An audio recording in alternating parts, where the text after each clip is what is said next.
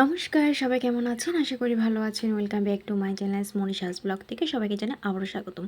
অনেক দিন পর অনেক লম্বা একটা ব্লগ নিয়ে হাজির হলাম আপনাদের মাঝে। তো এটা ছিল সরস্বতী পূজা ব্লগ।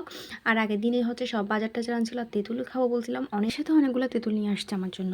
তো তারপর হচ্ছে সব কিছু গুছিয়ে নিচ্ছি, মানে ওই পরের দিন পুজো, বই খাতা সবগুলো সরস্বতীর কাছে দিতে হবে। তো আগের রাতে মেয়ের বই, আমার খাতা সব কিছু গুছাই ঠিক করে রাখলাম। এরপর সকালে ভোরে উঠলাম, বাবা কি যে কুয়াশা বলার মতো। আর এই কুয়াশা দেখে তো মানে স্নান কীভাবে করব ওটাও চিন্তিত হয়ে গেলাম, তাও শীতকে হার মানায় দিলাম। সকাল সকাল স্নান সেরে তারপর হচ্ছে যে পূজার সব কিছু রেডি করতেছি। এরপর ব্রাহ্মণ ঠাকুরে চলে আসছে, তো পূজা হয়ে যাচ্ছে অলরেডি। বাড়ির পাশের করে একটা মণ্ডপ ঘর আছে, ওইখানে সবাই পূজাটা মানে নিয়ে আসে। তো যে যে পূজা করবে ওখানে হয় পূজাটা, যেহেতু আর এটা ঘট পূজা, কোনো মূর্তি পূজাও নয়। আর এখানে পূজা প্রায় শেষের দিকে, একদম শেষ হয়ে গিয়েছে, যেহেতু ঘট পূজা বেশিক্ষণ টাইমই লাগে না। আর এরপর হচ্ছে মেয়েকেও নিয়ে গেলাম পূজার মধ্যে, মেয়ে তো অনেক খুশি।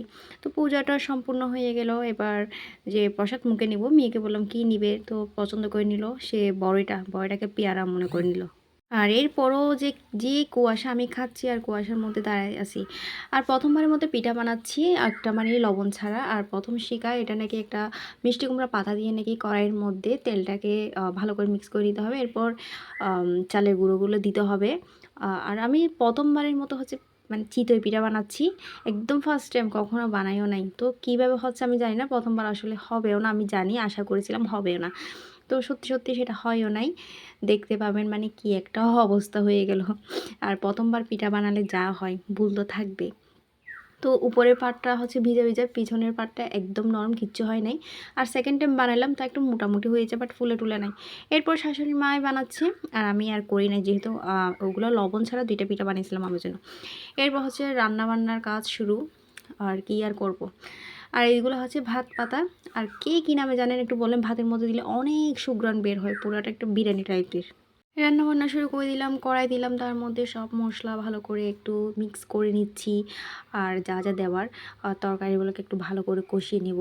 আমি ইউটিউবে দেখেছিলাম যত নাকি রান্নাকে মানে কষানো যায় তত নাকি রান্না অনেক মজা হয়। যদিও আমি বাস্তবে কারো থেকে রান্না শিখি নেই, আমার সব রান্না শেখা হচ্ছে যে আমার ইউটিউব গুরু থেকে। যাবতীয় রান্না আর মজার মজার রান্না যাই হোক না কেন, সব কিছু শেখে এখান থেকে। তো ওখানে তো ভালো করে মিক্স করতে আছি। এরপর হচ্ছে মানে মাংসের সাথে আলু তো দিতে হবে, তো আলুগুলো মিক্স করে দিচ্ছি। আর ভালো করে আবারও কষিয়ে নিব, কিছুক্ষণ কষানোর পরে হচ্ছে পানি অ্যাড করে দিব। আর পানি অ্যাড করে দিলে তো তার কিছুক্ষণ পর একদম বলকায় বলকায় ফুটতে থাকবে।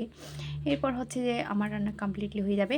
আর এদিকে আমার ডাল রান্না করতেছি, ডালগুলো প্রায় হয়ে গিয়েছিল, তাই একটু মানে পাঁচফোড়ন দিয়ে ডালগুলোকে তেলে দিয়ে দিলাম। এদিকে আমার মানে মাংসের তরকারিগুলো হচ্ছে বলকাচ্ছে, আর তার মধ্যে আমি গরম মশলাগুলো দিয়ে দিচ্ছি। আর ফাইনাল লুক হচ্ছে যে এটাই, দেখেন জাস্ট ওয়াও না। এরপর হচ্ছে একদম গাছের মধ্যে অনেকগুলো কুমড়ো ফুল ফুটেছে, মিষ্টি কুমড়ো ফুল, আর এগুলো হচ্ছে বড়া করব। এরপর সব দুপুরের আয়োজন শেষ। রাতের দিকে মেয়েকে রেডি করা দিচ্ছি, সে পুজো বাড়িতে যাবে তার বাবার সাথে।